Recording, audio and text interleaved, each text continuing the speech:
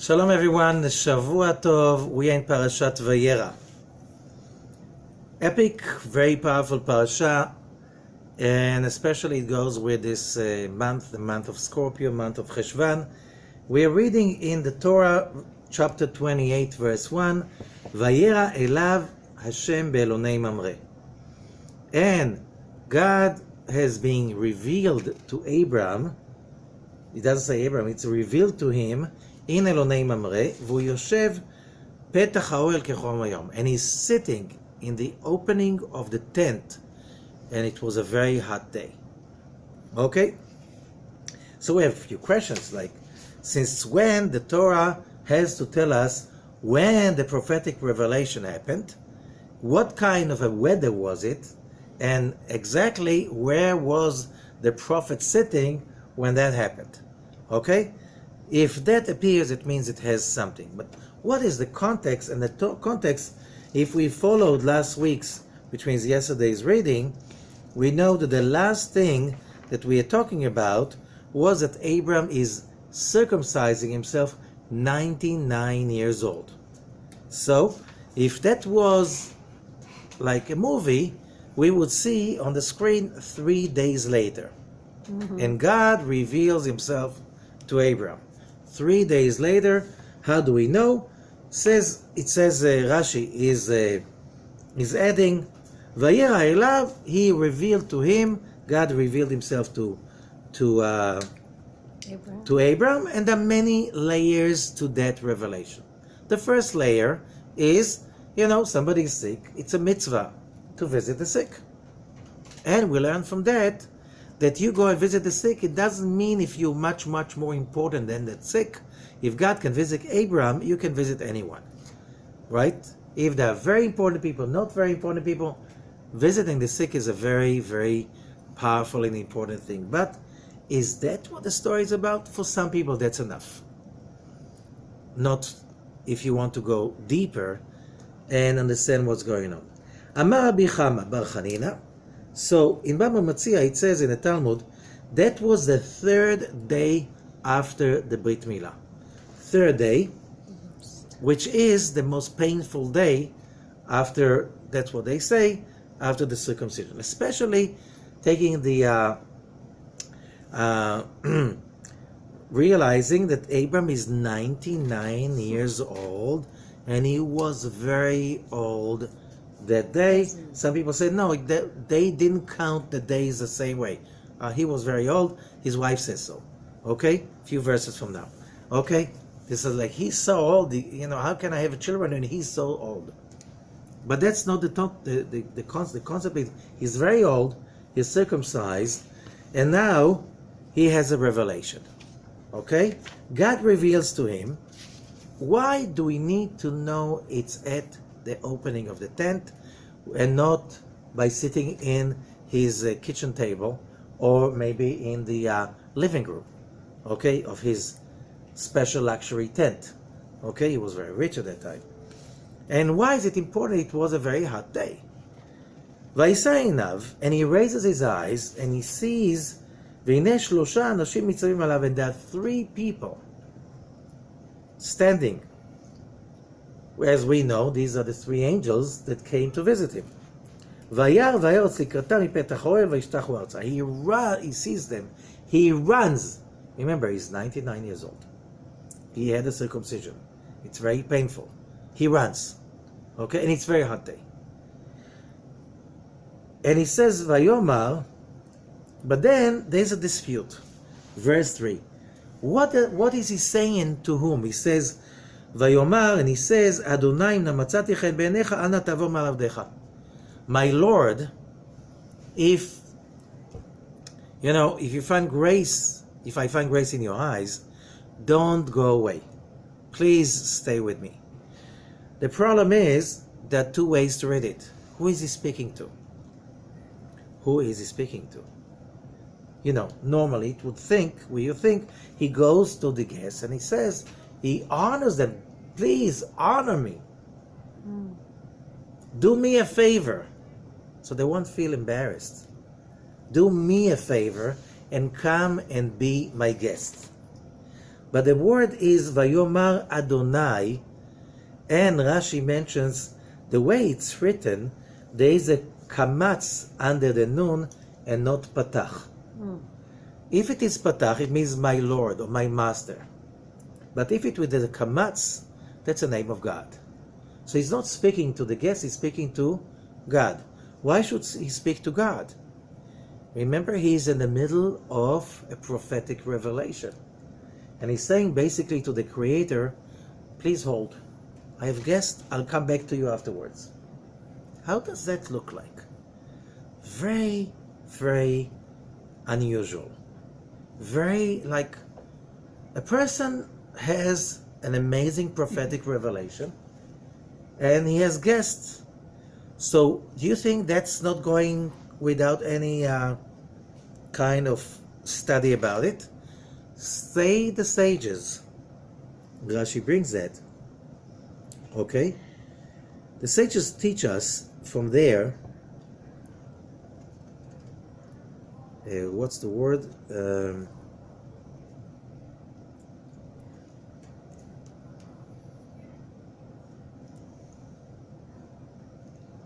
I don't see it right now, but it's a very famous thing that it says, Gdola hachnasat orchim, the mitzvah of having guests is much more important than Kabbalat Pnei Shechina, than having a revelation of the Holy Spirit.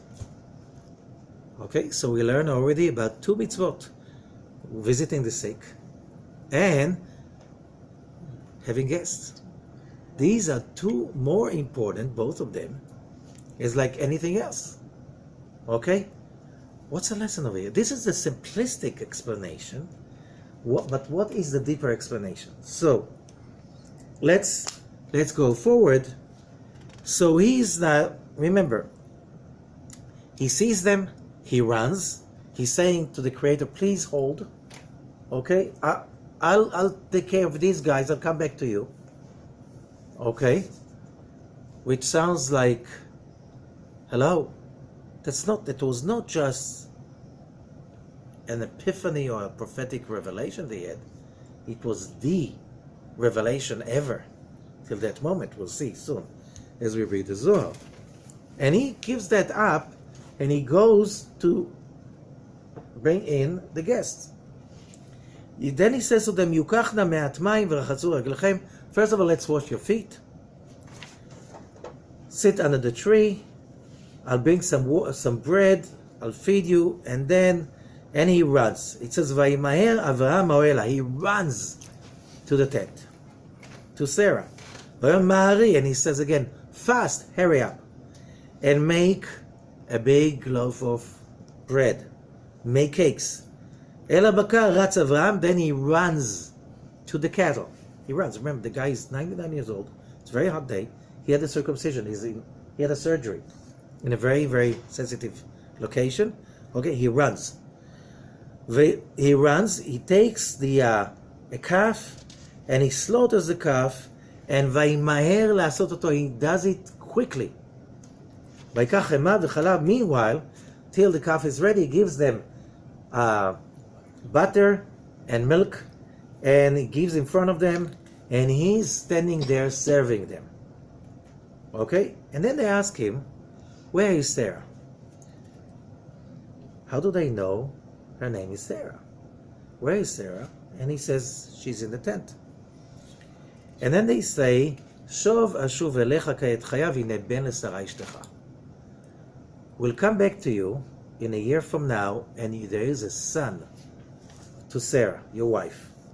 Now, Sarah is in the tent. She's hearing. Okay? Then it says, verse 11, Avraham v'Sarah zkenim ba'im bayamim. Avraham and Sarah are old, really old. Chadal liot leSarah och kanashim. Of course, we have to understand, she does not have menstruation for a long time already. The Torah says so. That's very simple. She was old. Oh, those days they didn't calculate that. Maybe you learn it in a kindergarten, but it doesn't fit the text. Okay? ותצחק שרה בקרבה לאמור, אחורי בלותי הייתה לי עדנה ואדוני זקן. And Sarah is laughing inside herself. After I already had my menopause, now it says she started to have the menstruation. How would I get pregnant? She's now 89, remember, 89 years old. But he's old. How would I get pregnant and he's so old? Okay? Vayomer Hashem el Avraham. So the Torah is telling us what she was thinking inside her heart. Okay? She doesn't say, I'm old. She says, he's old. Like he's 99. She's a youngster. She's 89, right? Okay? So verse 13. And God speaks to Abram, saying, Lama ze tzachaka Sarah le'emor? Why is it that Sarah laughed, saying, Ha'af umnam eled v'ani zakanti? How could I give birth and I am old? We have two versions of what she said. Mm-hmm. One version, previous text, says, she said, how could I give birth and he is old? God speaks to Abram and he says, Sarah said, how could I give birth and I am so old? What do we learn from here? God is not telling the truth. Why? He doesn't want Abram to get upset about Sarah. Because if God is going to tell Abram what Sarah was thinking, he's going to get upset about her. You never say the truth if that's going to make a husband upset about his wife, or the wife upset about the husband. Whoever thinks, but I said the truth. Yeah, you fool. You said the truth and look what you've done. So you learn from that the third thing. The truth is not important as peace. Shlom Bayit, especially friendliness and love and unity between a husband and wife and people, is more important than saying the truth. Saying the truth is a very high quality, but keeping people in peace among themselves, that's much higher. Okay?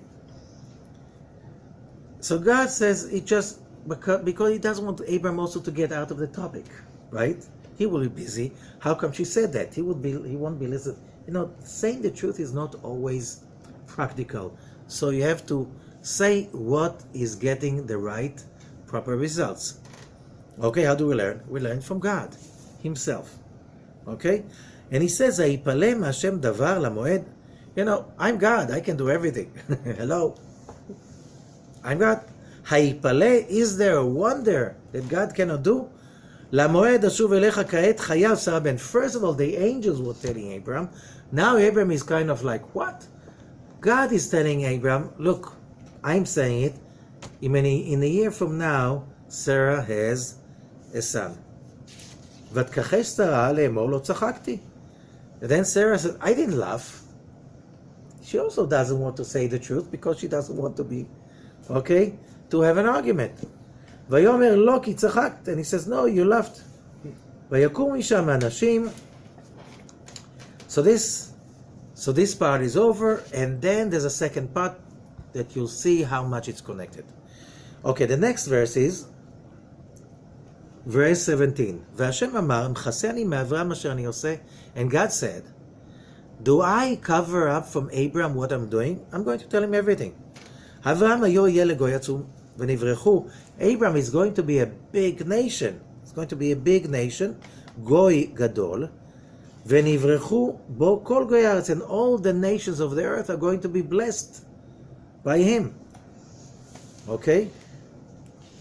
And then he says, and God says to Abram, the screams and the terror coming from Sodom and Gomorrah came up to me. It cannot go on anymore. And I checked out, and this is really, they have to be perished. And then Abram is starting to argue with God. God, you are God, you're everything. And he says, Ha'af tispet tzadikim rasha. What about if there are righteous people over there? You're going to kill all of them too? אולי יש 50 צדיקים, maybe there are 50 צדיקים, righteous people in town. How can you do that? חלילה לך מעשות כדבר הזה. You know, God forbid you're going to do something like this. He's God, right? ויאמר השם אם ימצא בסדום 50 צדיקים, so God is answering, if I find 50 צדיקים in Sodom, I'm not going to destroy the country, the city. So everyone says, but maybe there are not 50. So he says, God, thank you so much, but what about 45? Because 5 are missing, you're going to make a big deal out of it. God says, okay, it's also 45. Then he goes down till 10. And when it comes to 10, Abram does not argue anymore. Okay? But this is remarkable. First time in history, a human being is having an argument. It's not an argument, this is trying to cut a better deal. It's like, he's now a partner.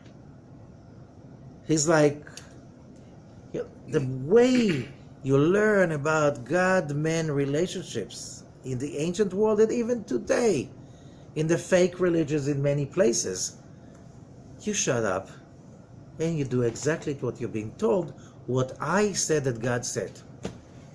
You know what I'm saying? I know what God said and you're going to do it because I'm saying God said so and you have to do that. And you don't argue because that's heresy. We're going to bring you to the stake if you have a doubt. Here Abraham is really having a debate. Okay? So let's start and, we ask a few questions. What's the second story has to do with the first story? What's the first story about the 3 angels has to do with the story about Sodom and Gomorrah? Nothing is by mistake. Everything is connected. Okay? Another thing, this parasha is being read on Rosh Hashanah. On the 2 days of Rosh Hashanah, part of the parasha is being read on the first day, part is being read on the second day. Okay? What's the connection to Rosh Hashanah? And it says, it was the day of Rosh Hashanah that day. Okay? Because if a day late, if that is the day of the angels telling Abraham about the coming of Isaac, a year exactly later Isaac is being born, Rosh Hashanah, 37 years later, the binding of Isaac on the day of Rosh Hashanah. Both days, one about the birth of Isaac is being read on the first day of Rosh Hashanah, one about the binding of Isaac on the second day of Rosh Hashanah. And what Rosh Hashanah has to do with us today. Okay? This week, this part of the year. And so let's go and start from the beginning. And God is being revealed to him in Elonei Mamre. We have a revelation over here. What is this issue about the revelation? So comes the Zohar and teaches us what really happened over there. Okay?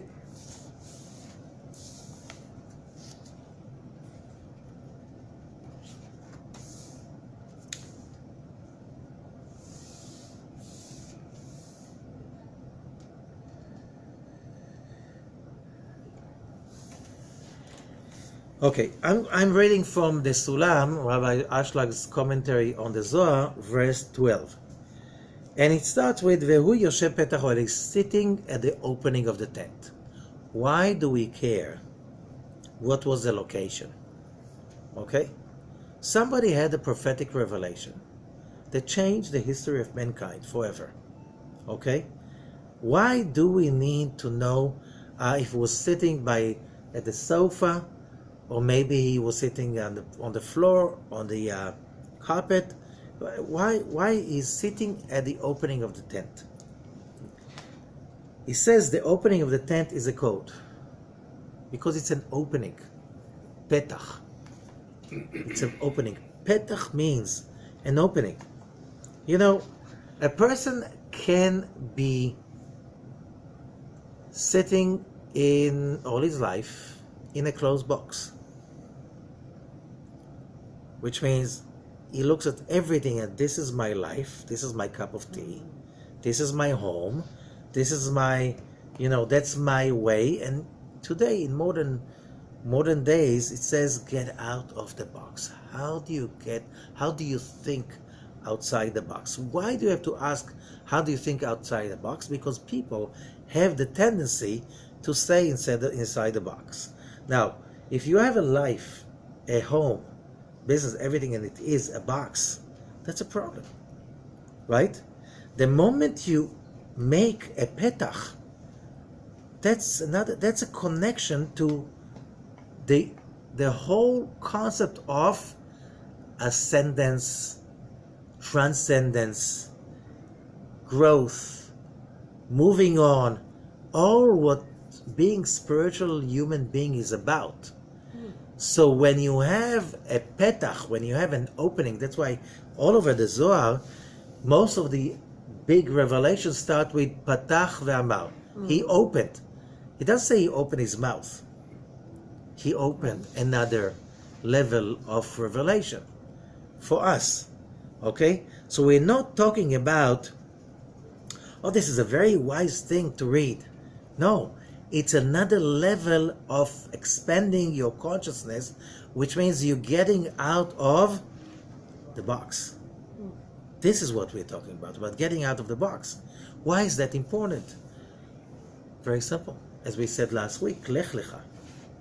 You're not getting out of the box, so why did you get up in the morning? What for? To do yesterday all over again? And as we learn, as Rabbi Ashlag is saying, if you're stuck, a person who is stuck in the past, the word for past in Hebrew is avar. That's avera, transgression. Avar and avera is transgression. Why? If you are stuck in the past, why did you wake up in the morning? What for? Just what? To create more CO2? To eat more of the world resources? To create more garbage that later on will be a problem to... what for? What for? Give me a reason, a justification for getting up in the morning. If you don't have a justification for that, you're dead. It looks like you're alive, but you're dead. I said many times, Benjamin Franklin used to say, some people die at 25, the funeral is at 75. They were just had a long, painful death for 50 years. Okay? Do we want to live like this? No, we don't, because we want to live. And that's not a life. Why is that important? As we said last week, Rosh Hashanah ended by Simchat Torah. The New Year, the whole thing about the New Year concept in the Hebrew calendar starts on the first day of Tishrei and ends on the 22nd, Simchat Torah. During those 22 days, the Creator takes us apart and reassembles us.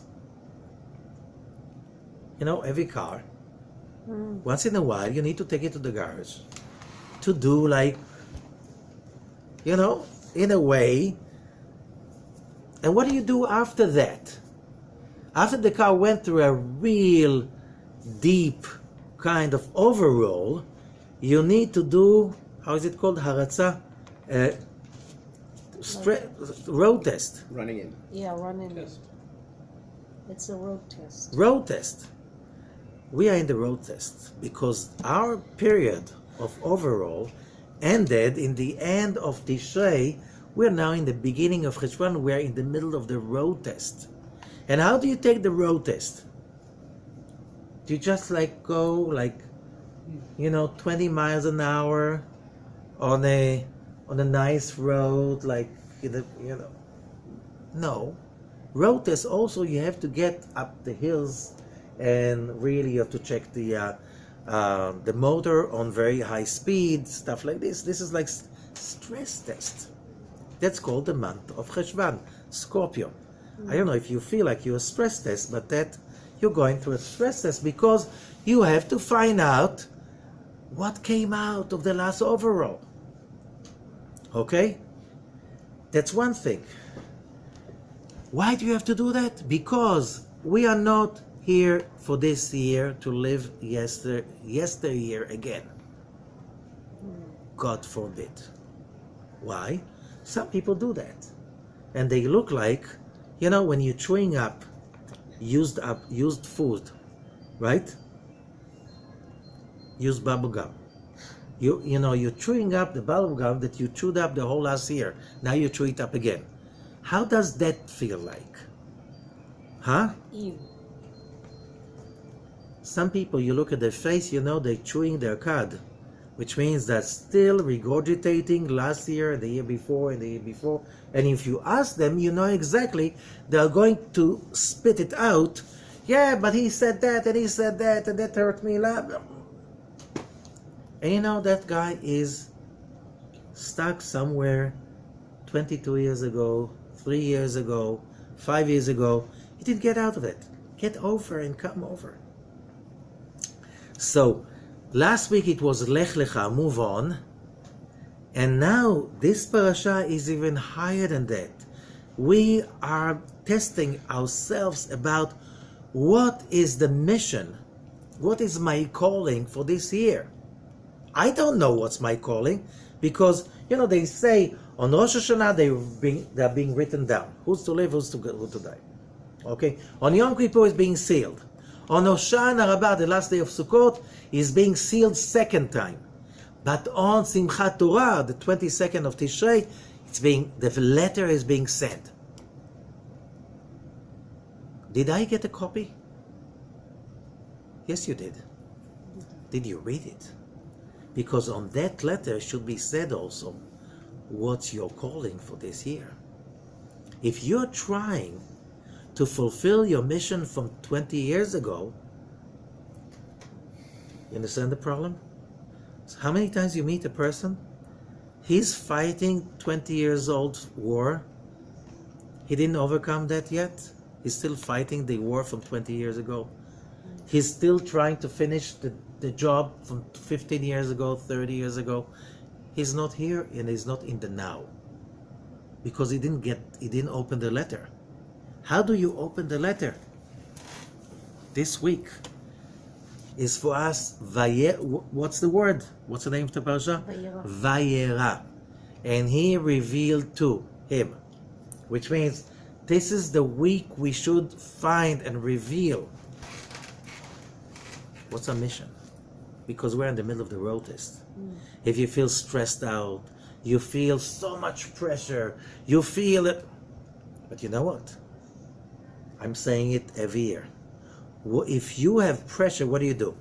Look at Abraham. Abraham is having the pressure of a lifetime. Not a lifetime of a regular man, of Abraham. Why? And he's saying like this. He's standing there in the opening. What's the opening? הפתח של מעלה. It's the opening of the upper world. העומד להאיר עליו, that is right now there to shine upon him. Okay? And that is the opening of the Shekhinah, opening of the vessel, which is called the opening of the tent. It's also the opening of the house. That's why you put a mezuzah, says the Zohar, on the doorpost, because that's the opening. This is the connection between the house and the upper world. Because otherwise, why won't I put the mezuzah on? A lot of people, they have an amazing, expensive centerpiece in the living room. Very expensive. It costs them thousands of dollars because that's the most impressive. That's where everybody's sitting, right? And on top of it, there's a special thing. That's where you should put the mezuzah, right? The most important thing should be where everybody's sitting around it. No, you put the mezuzah where? By the door. Oh, you pass by, but you just see it in a blink. Here you can have a really golden, special artwork of a mezuzah. Everybody can see it, get impressed, and talk about it, and talk about it, and talk about it. The mezuzah is just at the door. That's an opening to the upper world. Why? Where are you open to the other world? When you open up the gate. A house without a door is such a jail, right? A human being without an opening to the upper world, it's like a computer without modems. Without a modem, or telephone without a modem. Can you imagine having a smartphone without a modem? without a SIM card. So your mezuzah, your SIM card, okay, that's why you have to put it in the right place. If you just, any place you stick the SIM card on the phone is going to help? No. This is only one location you can put it on. That's why you have, and it has to be, the SIM card had to be technically fit. Oriented. How do you say fit in Hebrew? Kosher. Kasher means fit, right? If it's not fit, it's not going to work. But I believe in God, yes. But the SIM card is not fit, it's not going to work. Doesn't matter if you believe or not. Now, so now why the heat of the day? So we understand, okay, the opening of the tent. That's, Abram was sitting there at the gate of revelation. The upper world opened up to him. What about, so it says, Shenaset petach laorot, this is the opening for the lights. Kechom hayom, so why the heat of the day? What's that for? Hainu she'ir hayamin, he says, when there's so much light being revealed, what happens to the person? He gets hot. Which means he gets passionate. Can I have it? I want it. When you reveal the light and the lights are being revealed, what does it mean the lights are being revealed? Let's read the next thing. Amar Rabbi Abba. That's verse 13 in the Zohar. Amar Rabbi Abba. Rabbi Abba said, Ad shelo nimol Avram, as long as Abraham has not been circumcised, haya satum, he was blocked. What do you mean blocked? He did a lot of stuff at that moment to show you that things are relative. For Abraham, it took 99 years old to realize he needed to be able to get the message from God that you need to circumcise.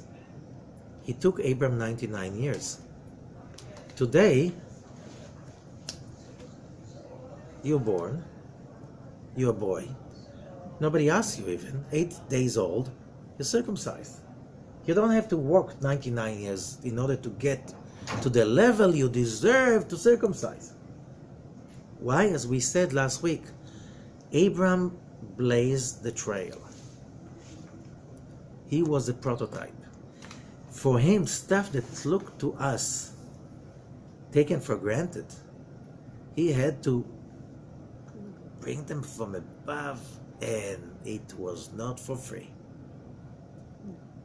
You know, there's a parable that is being used. You know, somebody decides to climb the Everest. Okay? So he takes the whole thing, he exercises, and he gets ready, and he gets all the equipment, and he's climbing, and and after a long time, he gets to that place like 4,000 meters high, and he's, wow, I just half the way, almost finished. And then he's like taking a nap, and then he hears noise, and he sees this child running around and playing.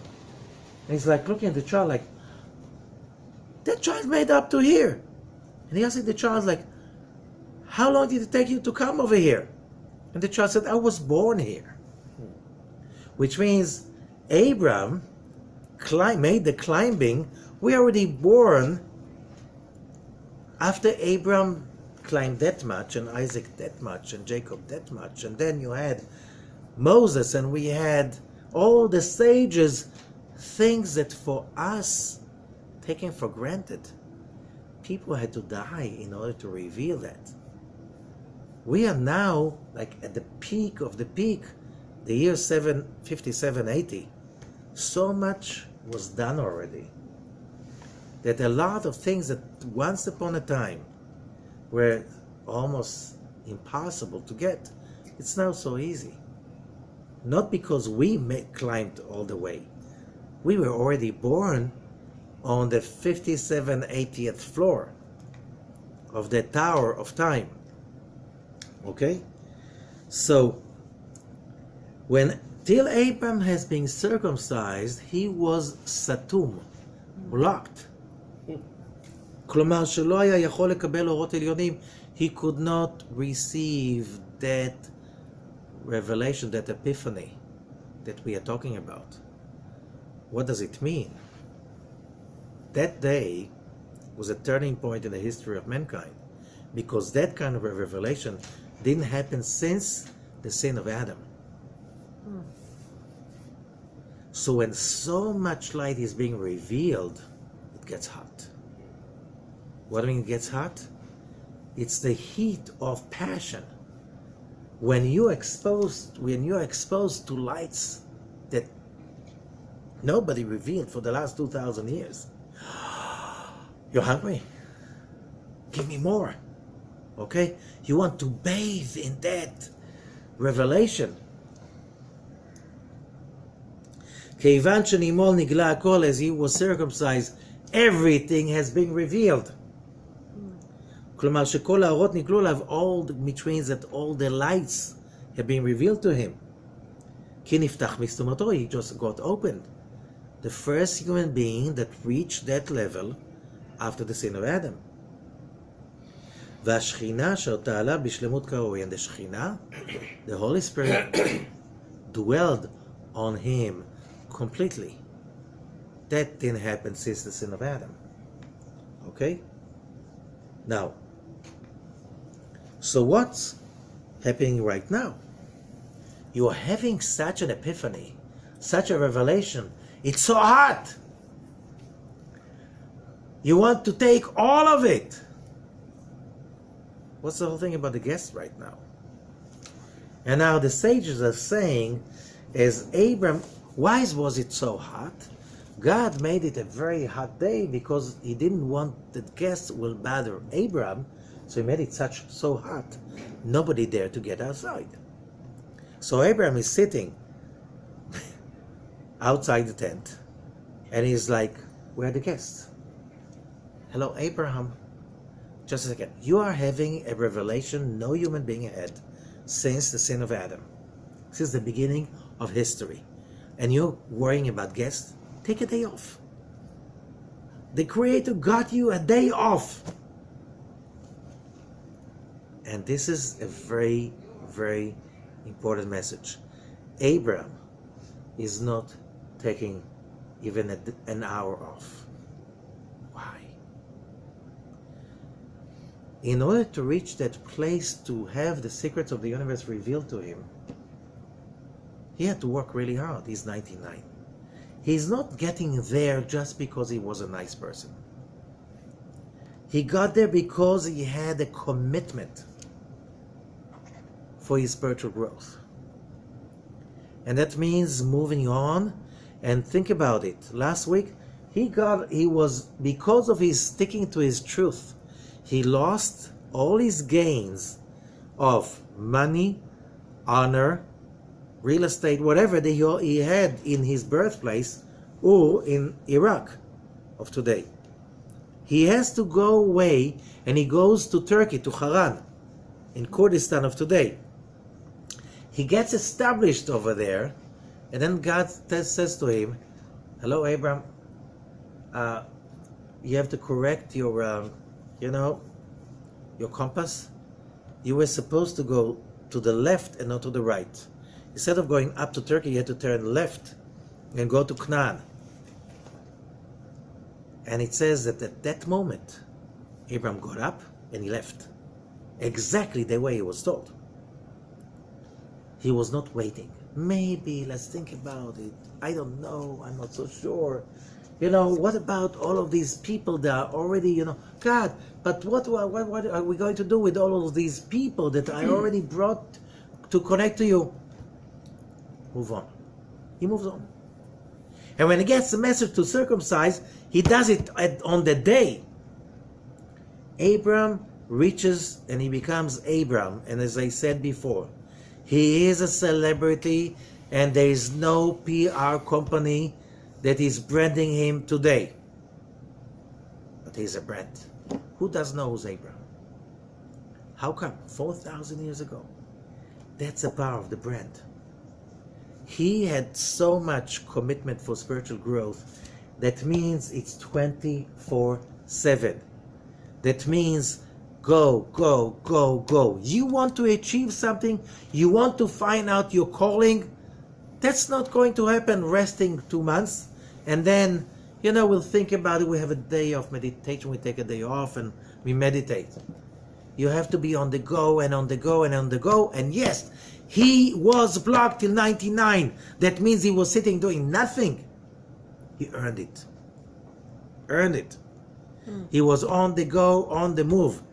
And that's to show us, you want to find your calling, sitting idly on the balcony, drinking pina colada in front of the beach, that's not going to get you any of what you really want in your life. Never happened. That somebody really transformed on a vacation. You transform ongoingly as you run. As you run, what are we going to do the next hour? We don't know, because we are not going to be the same person we are right now, because we're working so hard about it. So when Abraham is having that awesome, unbelievable, unprecedented revelation, the lights are coming, it's hot.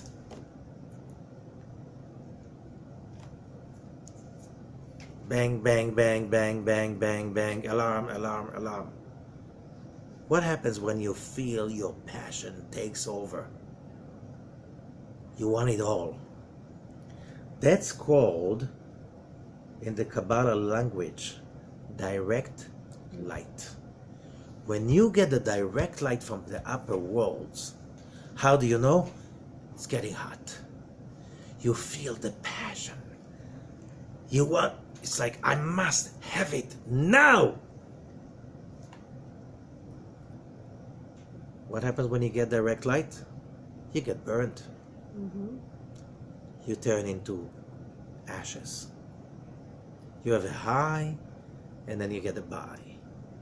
As Rav Ashlag is teaching us, after the Tzimtzum, the direct light, just because I have passion and I want it, that's not enough. Yes, you have to want it. You have to want it big. But that's just the beginning. If you want it, and you want it big, and you're really willing to invest in that, your life is going to be like high and by, high and by. It's a serial accidents. Success and failure, success and failure. And then you see those people, maybe they have a huge amount of money and they're depleted.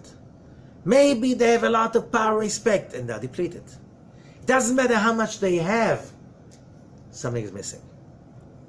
Because after the Tzimtzum, after the contraction, after the universe is being created, you cannot receive the light just because you want it. There's another. Direct light needs to be followed by a returning light. What is returning light? I want it huge, I want it big, and I'm willing to pay. And how do you pay? You get out of your way and do something good for someone. You're not doing something good for someone for them to tell you thank you. You're not doing good for someone in order for getting an award, for somebody appreciating that, or somebody telling you that how great you are. You're doing it because that's a way to connect to the laws of the universe, growth. How do you grow? You build up the returning light. What is the returning light? You build a curtain and you overcome your immediate passion to take it in, and you say, I want it big, so I have to make sure that other people get something out of it. And when you push it back, that's the only way to chill down the heat. What happens when the heat goes too high? You get burned. What happened to Sodom and Gomorrah? They wanted all. They wanted it big. They were saying you have to think big, consume, get big, think positive about yourself.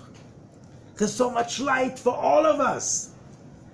Just the secret is you think big, you're going to get it big, and there's no limit. What was the problem? They were right. But half the truth is worse than a lie. They thought big about themselves. They were successful crazily. Those kings we read about last week, they came from far away to rob them because they're so famous about how much money they made. And Abraham saved them. They didn't get the hint. Abraham, teach us your ways. No, they didn't want. They wanted to go on the same journey. What was the result? There was fire.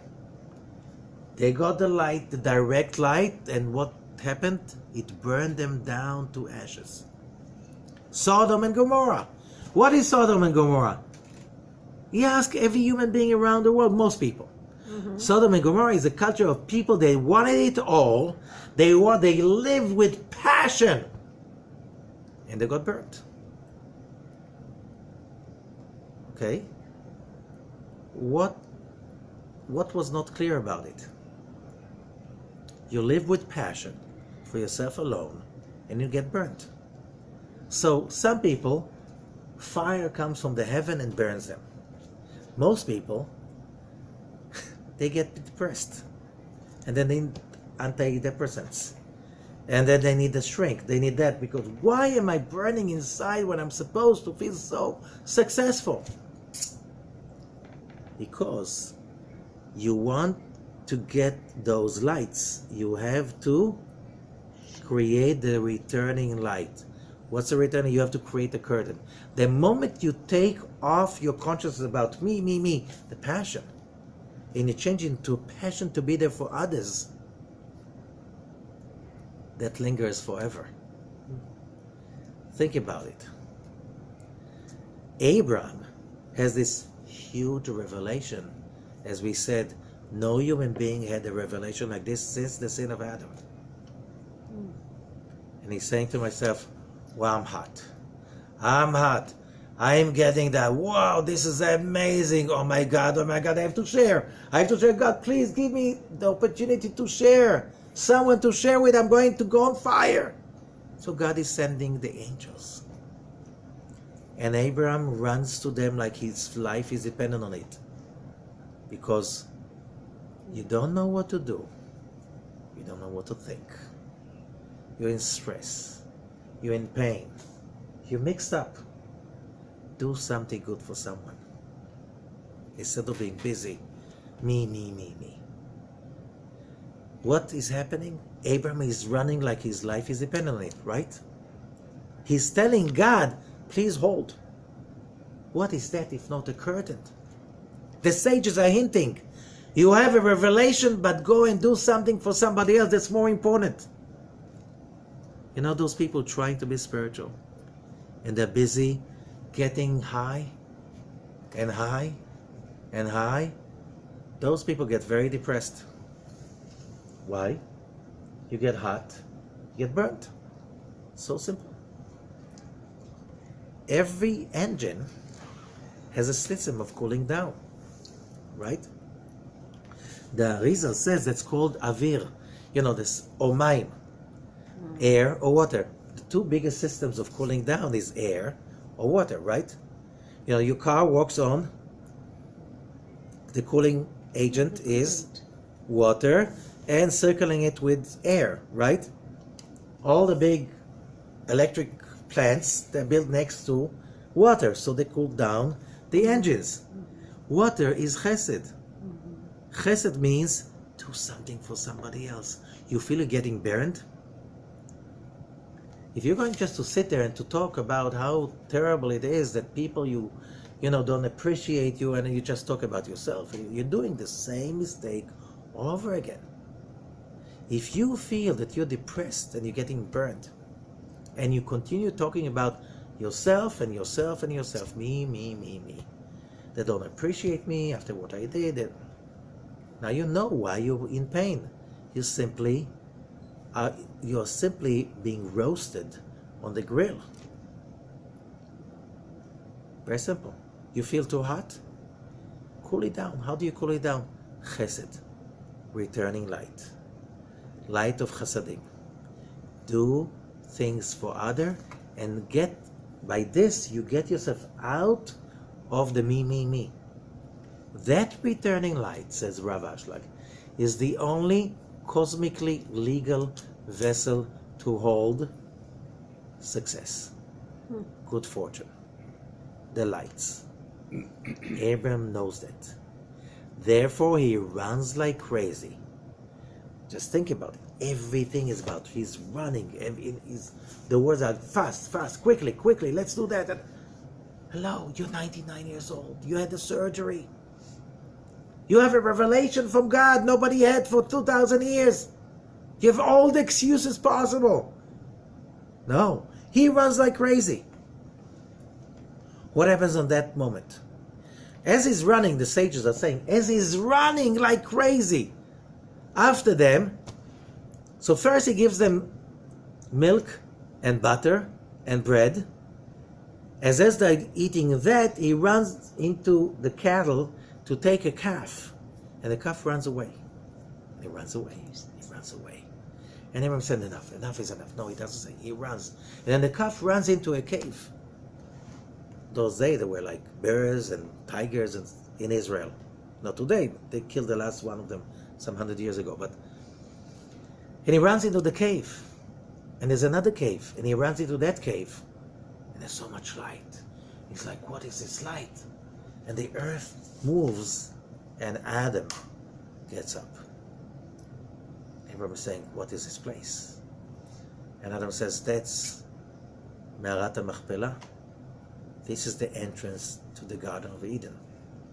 I'm buried here, the closest I can to where I came from.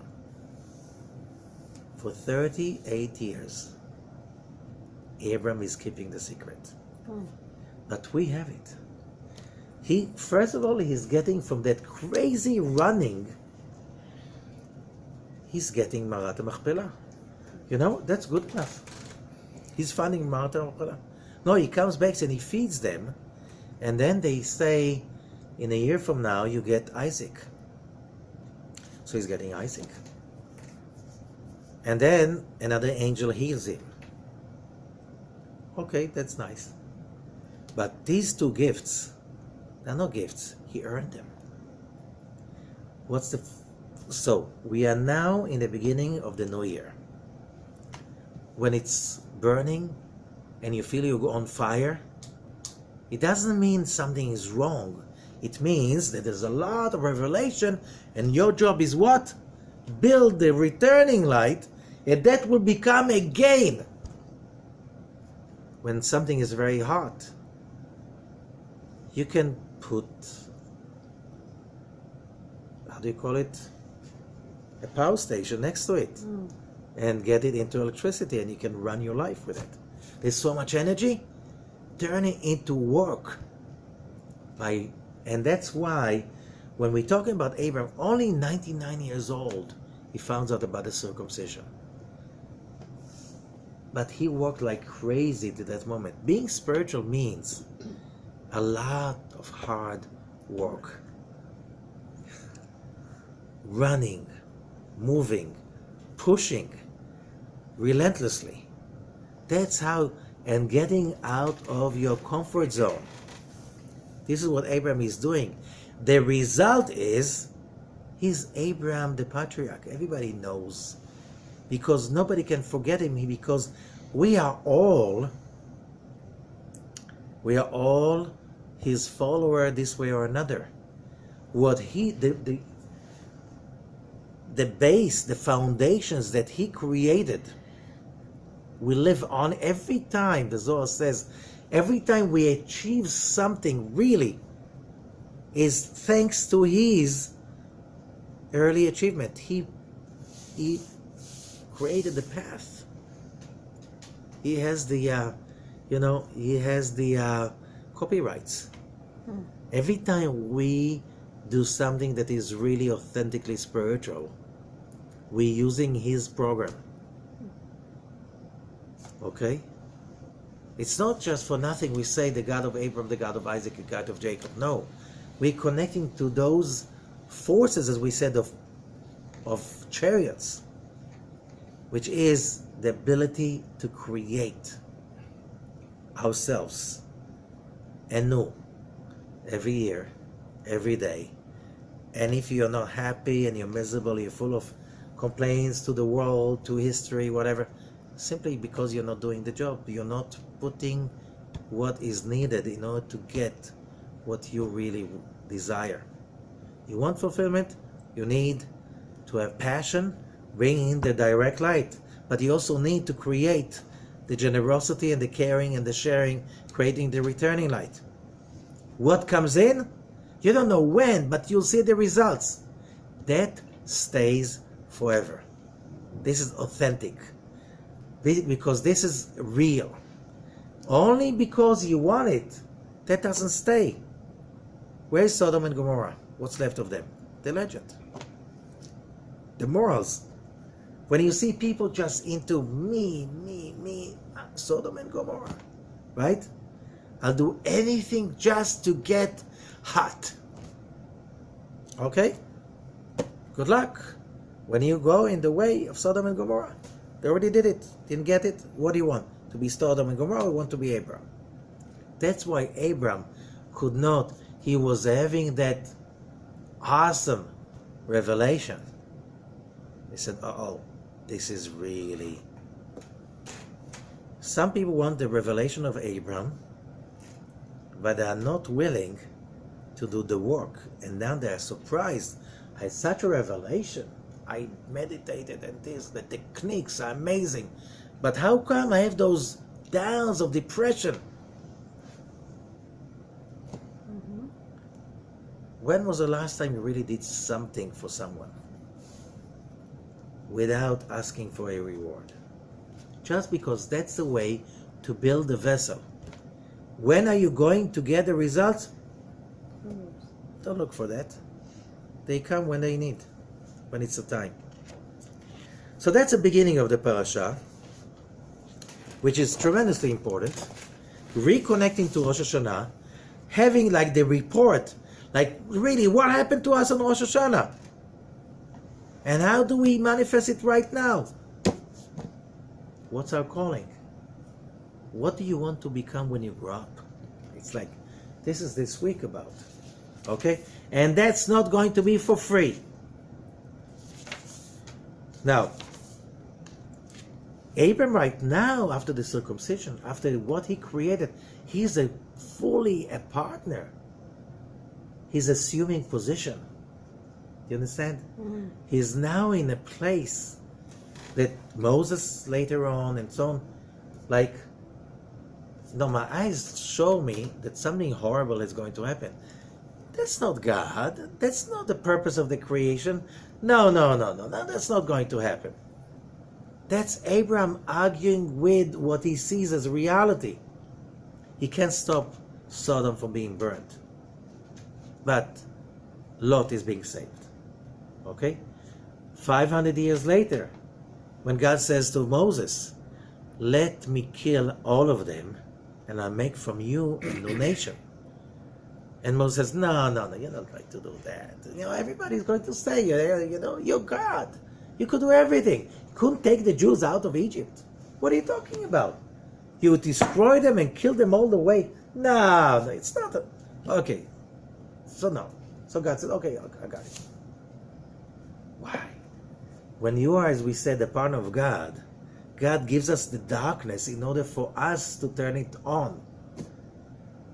I'm saying, why God is not turning it on? Because in this world, you have to turn it on. How do you turn it on? Passion. You have to get out and you want it, and sharing, being there for others, visiting the sick, having guests, taking care of people who can't take care of themselves. Doing that is the returning. That stays forever. All the rest. High and by. How long does it take? You can get really high taking all kinds of chemicals. Right? Mm-hmm. How long does that high stay? Before it becomes scorching, like being grilled on the charcoals? Huh? These are the rules. I didn't invent it. It's written here. Okay? And also, the truth is not a goal. You know, a lot of people, I have to say the truth, and that doesn't mean you're spiritual. You say the truth sometimes to show you're smarter, you're closer to the truth. There's no purpose saying the truth. The purpose is to get something done. When God tells Abram, why is Sarah laughing? He doesn't say the truth because, well, what good would that get? The fact is Sarah was laughing. She has to, okay. She has to be aware. No, certainty is the issue. Okay, so we have the story about Ruth, which is also, about Lot. And from that story later on, centuries later, comes out Ruth the Moabite. Weird story. But only one person had to come out of that. That was Ruth the Moabite. That came out and became finally King David's grandmother. And now you understand there was something, even in Sodom and Gomorrah, it could be a spark of light that it will take you centuries to realize it was there till it being revealed. So every situation that happens, it's never like it looks like. You have to do your best, and God will do the rest, and you'll see. And sometimes you won't see, but you know. The story of the parasha is being finished. There are many stories over here, but with the binding of Isaac. Mm-hmm. And the binding of Isaac is being read on the second day of Rosh Hashanah. And the binding of Isaac is the same story. Now that we have not just Abraham, we have Isaac. Abraham was the chariot for the chesed, for the giving, for the loving, for the caring. Not just because it's nice, because it's humanism. Because that's the way to become partner to God. Okay? We're not sharing with people so they will be nicer to us. Says Rav Ashlag, what was the big mistake of the communism that turned into a nightmare, terrible nightmare in the history of mankind? That we know that in the name of communism, more people were killed and murdered than in the name of Nazism. Correct? We are talking about atrocities of unbelievable, scope. In the name of what, says Rav Ashlag? Love others as you love yourself. The moment you get God out of the picture, oh, this is terrible. You see what happens. You have no idea. You know, you start with altruism and you become a monster in the name of ideology. People know how to do that. Okay? The moment you get God out of the picture, wow. Why? Because it says, love others as you love yourself. I am God. What's the connection? If you, says Rav Ashlag, if you love another person and you care for the person because you want society to be better, forget it. Sooner or later, nobody does anything. That's what happened to communism. Nobody worked anymore. He says, you're going to see, Russia, they have resources of manpower, of minerals, of lands, fertile lands, everything on earth they have. They won't have what to eat. He said it in 1930. They will not have what to eat. Why? Why should I care for others if I don't get anything for it? They won't work. Poof. And that's 60 years later. Poof. It collapsed. Okay? Now, let's go back. So why do I care for others? Because that's, for me, the way to live. When I care for others, I don't wait for them to say thank you. This is my way to build the vessel for the light of God. When I do that, that's spiritual communism. The moment you do that, every time you do more for others, you get more excited about it because you feel you got something that nobody can take away from you. That gives you the incentive to do even more work. Only spiritual communism has a future. But if it's communism just, we'll be nice to each other, everything will be great, never worked. Never worked. Except, he said with the kibbutzim in the beginning, because there was a bigger idea. They were not nicer to each other in order to have nice. They were nicer to each other because they wanted to change history. They wanted to build the state of Israel. They didn't care if nobody appreciated them. Just seeing it's working, it's growing. We're changing history. When you have an idea bigger than you. But the moment there was a state already, and everybody in the kibbutzim became, okay, how, what's in it for me? Collapse. Just when the Soviet Union collapsed, the kibbutzim system collapsed, and then the Israeli government had to bail the kibbutzim out by billions. Billions. Because it doesn't work. So everything went through privatization. Why? So people start working. So if everybody knows, said Rav Ashlag, how much they get by giving to others, how they get from where? From the source, not from people.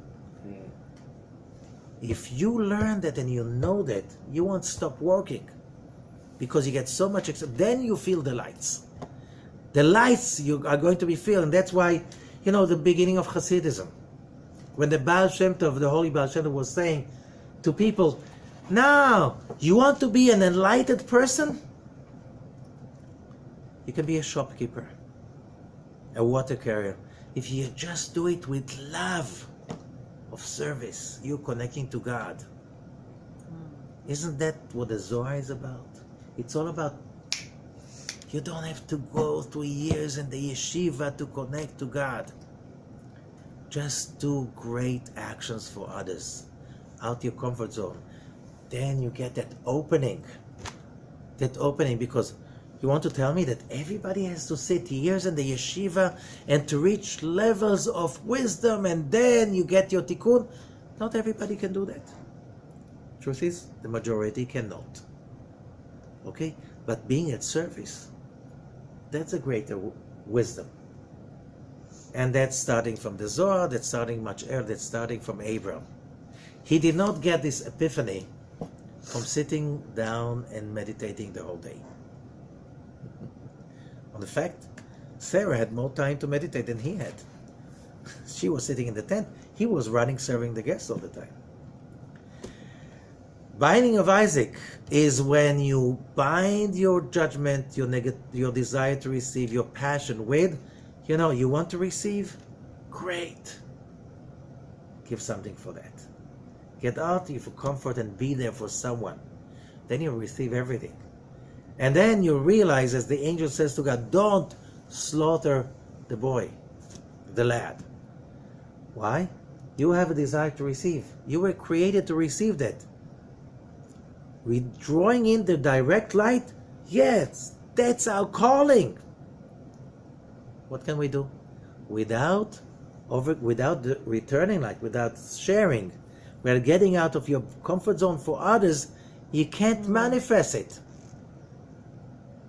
But don't kill your desires. Transform them into the engine of being always finding how to do it for others. When society realizes that, we don't need a police, courthouses, regulation, bureaucracy, all of that stuff. That's Mashiach. Thank you so much, and good luck with the journey.